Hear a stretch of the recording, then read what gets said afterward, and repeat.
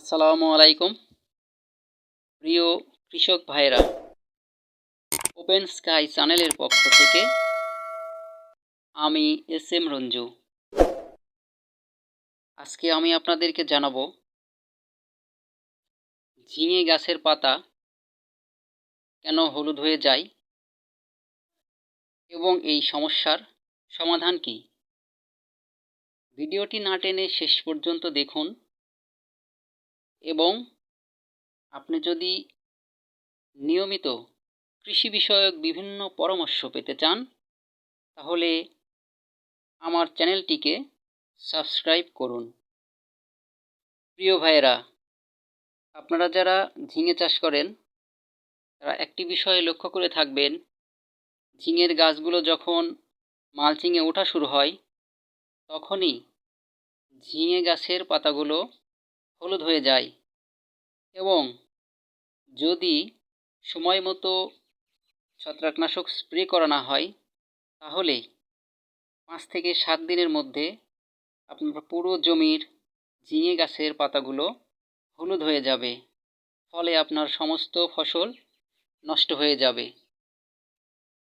তো এই সমস্যার সমাধানের জন্য আমরা এটা দেরি করব না যে কখন আমাদের গাছের পাতাগুলো হলুদ হয়ে যাবে।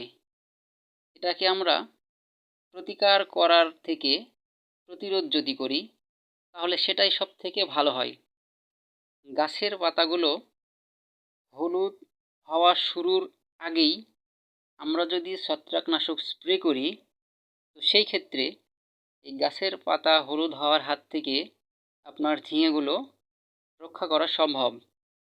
এই গাছের পাতা যেন হলুদ না হয় এই জন্য আপনারা বিএসএফ কোম্পানির ক্যাব্রিওটপ ছত্রাকনাশক ব্যবহার করতে পারেন।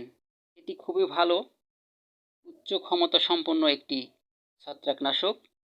এটাতে আছে পাইরোক্লোস্ট্রোবিন 5% এবং মেটিরাম 55%। এই ওষুধটি ট্রান্সলামিনার ক্রিয়া বিদ্যমান থাকায় এটি স্প্রে করার পর গাছের পাতা দ্রুত শোষণ করে ফেলে, ফলে গাছের পাতার উপরে এবং নিচে বিশেষ সুরক্ষা বলয় তৈরি হয়। ফলে গাছের পাতায় ছত্রাক আক্রমণ করতে পারে না এবং যদি ছত্রাক আক্রমণ করেও থাকে তাহলে তারা আর নতুন করে বংশ বিস্তার করতে পারে না বা নতুন করে গাছের পাতাগুলোকে আক্রান্ত করতে পারে না। তাই আপনারা নিশ্চিন্তে এই গাছের পাতা হলুদ হওয়ার সমস্যা সমাধানের জন্য ক্যাব্রিওটপ ছত্রাকনাশক ব্যবহার করবেন। এই ছত্রাকনাশক 5 শতক জমির জন্য 10 লিটার পানিতে 30 গ্রাম হারে মিশিয়ে ব্যবহার করতে হবে। আপনারা 7 দিন পর পর এই ওষুধটি ঝিঙের গাছে স্প্রে করবেন, তাহলে গাছের পাতা আর হলুদ হবে না এবং যদি হলুদ হওয়া শুরু হয়েও থাকে সেই ক্ষেত্রে যেই পর্যন্ত হলুদ হয়েছে ঠিক ওইখানেই বন্ধ হয়ে যাবে, নতুন করে আর গাছের পাতা হলুদ হবে না। বর্তমানে এই গাছের পাতা হলুদ হওয়ার সমস্যার সমাধানের জন্য আমাদের দেশে এটি সব